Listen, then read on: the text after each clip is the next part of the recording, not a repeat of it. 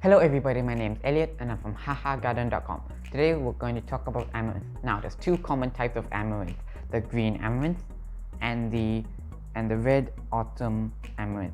And over here are the seeds.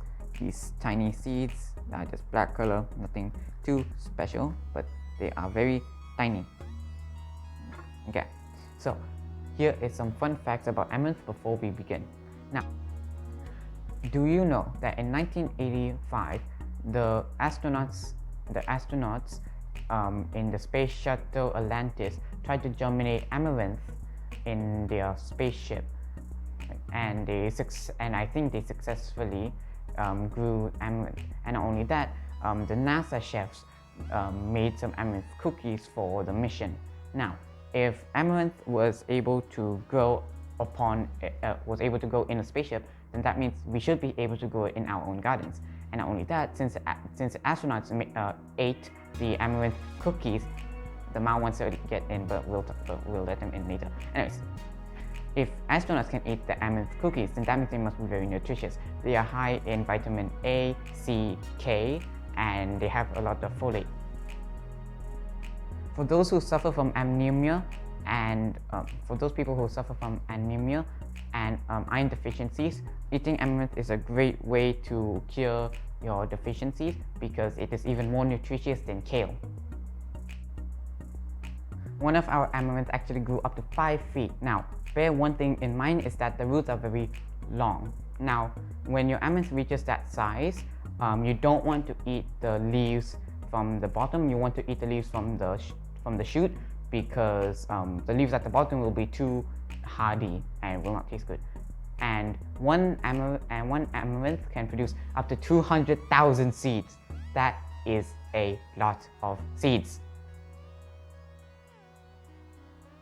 Alright, now it is time to talk about germination. Now there's 4 ways to germinate. There is water, soil, just straight up sowing, and a 4th way that I'll tell you about later. So first, let us talk about water germination. So we've got here a micro green box.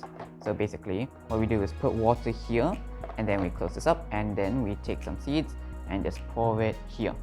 And then after these seeds have grown 3 to 4 true leaves, you can transfer it to a gardening bed or this tray, whatever you have. Now this tray is really good because it is 1, tall enough for the seeds, and 2, it holds in moisture really well because of the way it's designed with these holes.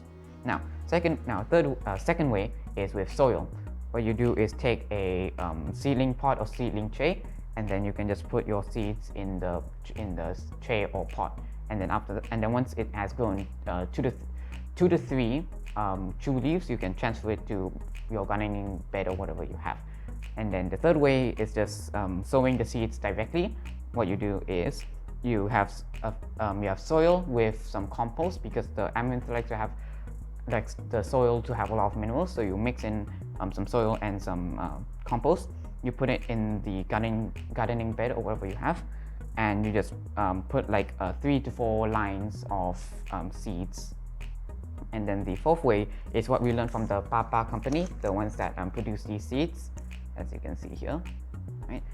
Is to take a handful of soil or what I prefer to do, compost, right? You take a handful of soil or compost, whichever you want to do, put it in a bowl, and take like a half teaspoon of seeds, and then you mix it in, and then you take it to your gardening bed or wherever you have that is full of soil. You put it in a few lines. You take the mixture and pour it in 3 to 4 lines.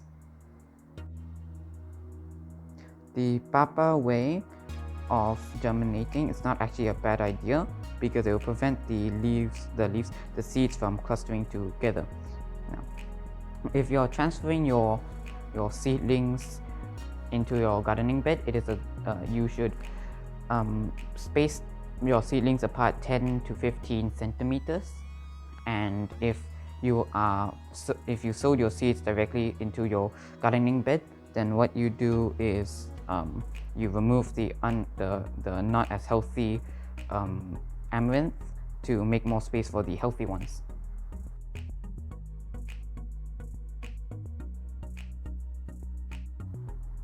Now then, let's do some harvesting. Okay, so what we're going to do is just we're going to pluck one out. There you go. There you go. See, and there's some soil, of course. Now, this is how people say you need to do it, but I do not recommend you do it like this because the soil can dirty the leaves and it can be very hard to clean. So what I recommend you do instead is using scissors. What you do is, let me find one. What you do is just cut the stem, boom. Okay, let's see this away. And what you do is just cut them. Oh, I accidentally plugged this one up. Oops. Nice. What you can do is just cut these instead because it'd be less dirty. Now, what we did was we didn't actually take out the stem. I'll just put you in there. Okay. We didn't actually take out the stem, yeah, and it actually started. Some of these actually started growing. So who knows? We might actually be able to eat those. So we'll see in the near future. Okay.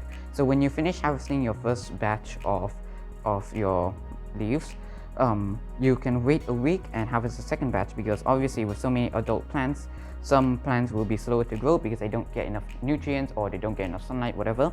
So after you harvest all of these, you can wait like a week and you might be able to harvest the second batch because they'll become adults. Now, if you put too many seeds and it becomes too clustered, when you take out the seedlings, you don't actually need to throw them away because you can eat them raw and put them in your salad. Now, you need to water, since it's getting really hot nowadays, you need to water your seeds every twice a day. And if you don't have any compost in your soil, then you can put fertilizer. You can put the Papa 532 fertilizer in the soil every week if you don't have compost. If you have compost, then you don't need to do it. And the nice part is that the amaranth, you can harvest your amaranth every after 22 days, which is really nice. Okay. The red autumn amaranth isn't really picky about soil. It just likes a very nutritious soil. Anyways, I think this is it for today's video. I hope you enjoyed. Goodbye.